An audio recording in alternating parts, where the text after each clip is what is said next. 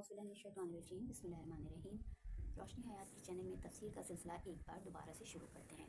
Cooking segments भी आप काफ़ी देख रहे थे, आपकी अप्रिसिएशन मिली, बहुत बहुत शुक्रिया आप सबकी तरफ से।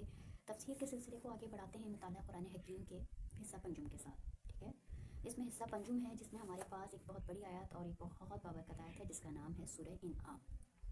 इसकी फ़जीलत ये है कि ये जो सूरत है ये पूरी की पूरी मुकम्मल उतारी है। जिस तरह की सूरह फातिहा के बारे में मैंने आपको बताया था कि सूरह फातिहा की फ़जीलत है कि सूरह फातिहा को भी मुकम्मल जो है उतारा, यानी कि इसकी 7 आयतें एक साथ उतरी। वरना तमाम सूरतों में इस तरह से है कि आयात जो हैं वो ग्रेजुअली कभी 2 कभी 3 5 7 इस तरह से उतरती रहती हैं।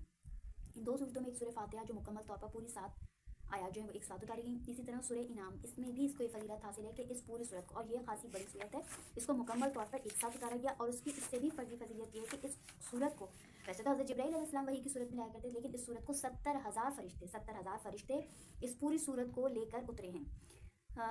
आप सल्लल्लाहु अलैहि वसल्लम पर यह सूरत आपके मक्की दौर में नाजिल हुई, और जैसे कि भी मैंने जिक्र किया 70,000 फरिश्ते से लेकर उतरे और ये एक साथ पूरी नाजिल हुई। सूरत का आगाज़ कलमा हमसे हुआ, यानी कि अल्लाह ताला की तासीफ़ और ये तारीफ़ व तौसीफ़ से। इस सूरत में अक़ीदा तौहीद के बारे में तफसीली तौर पर बयान किया गया। रिसालत और आखिरत के अक़ीदे का भी बयान है। कुरान हकीम की सदाक़त का, यानी कि कुरान हकीम एक मुकम्मल एक सच्ची किताब है, इसका भी जिक्र किया गया। इन सब बातों पर मुशरिकीन ने बहुत एतराज़ात किए और सवालात उठाए, और अल्लाह ताला ने इसी सूरत में उनके तमाम एतराज़ात के जवाबात दिए।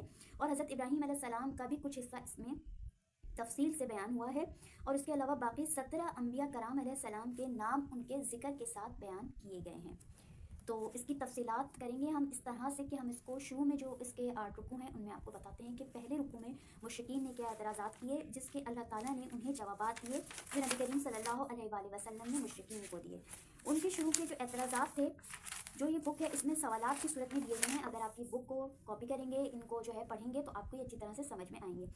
जैसे कि पहला रुकू और उसकी जो तर्जुमा है वो आप कुरान पाक से भी पढ़ सकते हैं, जिसमें आयत को जुटलाने वाले को सज़ा का मुस्तहिक करार दिया गया है।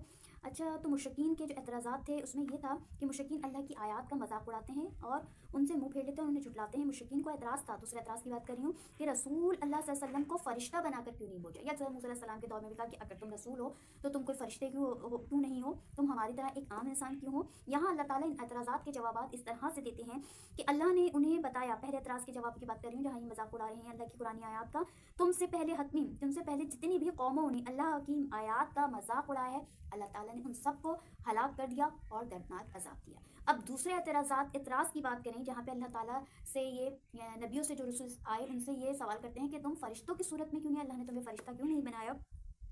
तो अल्लाह ने कहा कि ये अल्लाह जवाब देता है उनके दूसरे एतराज़ का कि अगर ये फरिश्ता भी होते, अगर नबी के रसूल अल्लाह की तमाम रसूलों की बात हो रही है, अम्बिया किराम की तमाम दौर में जो है, कि अगर कोई फरिश्ता भी होता जो हम उनके लिए भेजते तो वो आदमी वो आदमी ही की सूरत में भेजा जाता। यानी कि फरिश्ता कोई ऐसी अनयूजुअल मखलूक की सूरत में नहीं भेजा जाता कि उसके हाथ पाँव नाक कान नहीं होते या कोई वो एक अनोखी सूरत में होता। अल्लाह कहता है कि अगर मैं कोई फरिश्ता भी भेजता तो वो भी इंसानी सूरत में भेजता। ये दोनों एतराज़ात हैं, इनके जवाबात यहाँ पर मुकम्मल हुए।